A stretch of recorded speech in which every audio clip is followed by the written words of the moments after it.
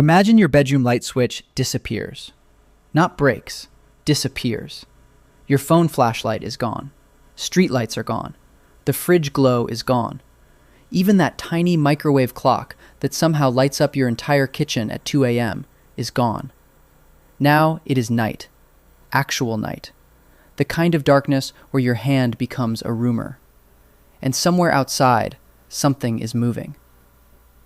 For most of human history, this was not a spooky camping trip. This was Tuesday. Today, night is annoying when your charger falls behind the bed. But for ancient humans, night was a full system failure. The world did not just get darker. It got colder, louder, more confusing, and much more dangerous. The moment the sun dropped, humans lost the one sense they depended on most: vision. And when your eyes stop helping, every sound becomes a question you really do not want answered. So what did ancient humans actually do when night became dangerous? Did they just crawl into a cave and hope nothing with teeth found them? Sometimes, yes.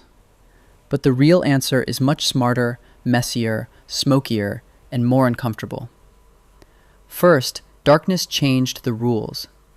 During the day, humans could scan the landscape, spot tracks, notice movement, and see trouble coming. At night, the advantage shifted. Many predators were better built for low light than we were. Ancient humans were not the strongest animal, the fastest animal, or the one with the best claws.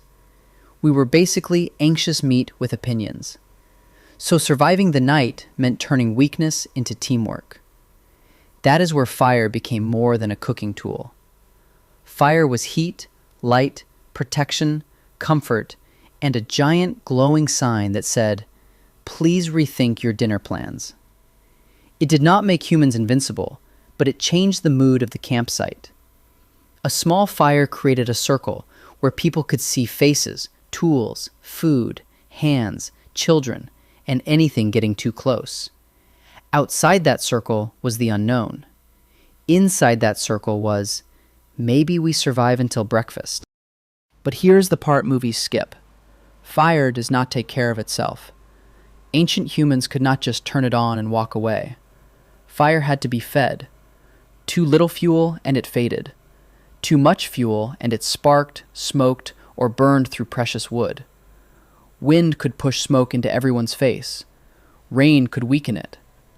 Damp wood could hiss and refuse to burn like it had personal issues. So someone had to pay attention. That means night was not always one long, peaceful sleep. In many groups, someone likely stayed alert. Not standing there dramatically with a spear like a movie hero, but listening, adjusting the fire, noticing if the wind changed, hearing animals, and checking that children were close enough to stay warm. The night watch was less brave warrior guarding the tribe and more exhausted person poking sticks into flames while pretending every noise is probably fine. And the noises were the worst part. In total darkness, the brain gets very creative. A branch cracks. Is it wind? A small animal? A large animal? Your cousin stepping on a twig? Or a giant cat deciding your camp looks interesting? You do not know, and not knowing is exhausting. So humans learned to manage fear together. They sat close. They talked. They watched the edges of the firelight. They used sound, smell, memory, and group attention to understand the night. Caves helped, but they were not magic hotels. A cave could block wind and rain, but it could also already belong to something. Imagine finding shelter and realizing the previous tenant has claws. Not ideal. So ancient humans had to choose sleeping spots carefully. They looked for places that blocked wind, offered visibility, stayed near fuel, and gave the group enough room to stay together. A good sleeping spot was not about comfort. It was about not becoming part of the local food chain. And if there was no cave, humans used what the landscape gave them.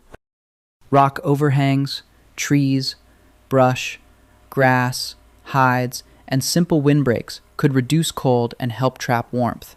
Even a small barrier mattered, because at night, cold was not just uncomfortable. Cold stole energy. Your body burns fuel trying to stay warm, and if you are already hungry wet, or exhausted, that becomes dangerous fast. This is why sleeping alone was a terrible idea. Modern humans say, "I just need my space." Ancient humans probably said, "Space is where the hyena is." Staying close helped people share warmth, protect children, notice danger, and respond quickly. A group could hear more, see more, and scare off more than one person could. Ancient nighttime was not private. It was crowded, smoky, noisy, and probably full of someone's elbow in your ribs. But crowded meant alive. Then there was the problem of bugs, because apparently the night was not satisfied with predators and freezing. Smoke from fire may have helped keep some insects away, which is one more reason people wanted the fire going. But smoke also got in your eyes, your hair, your shelter, your food, and your entire personality. Ancient survival was often choosing between two bad options: bugs biting you, or smoke making your eyes feel like angry raisins. And sleep itself probably did not look like our modern 8-hour bedtime fantasy.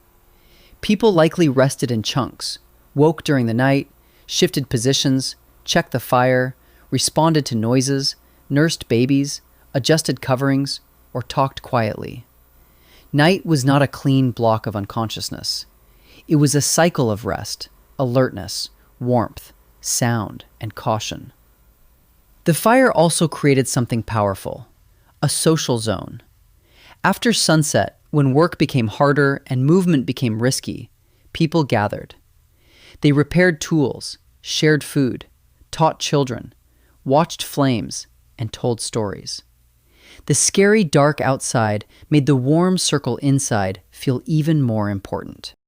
Some of the oldest human storytelling may have grown from these nights. People sitting together, turning fear into memory, warning, joke, and lesson. But the fire circle had limits. If you walked too far from camp, the darkness swallowed you. No flashlight, no GPS, no "I'll be right back." Even going to relieve yourself could become a strategic mission. You had to know where the group was, where the fire was, where the ground dropped, where animals might be, and how to get back without stepping on something sharp, angry, or sleeping.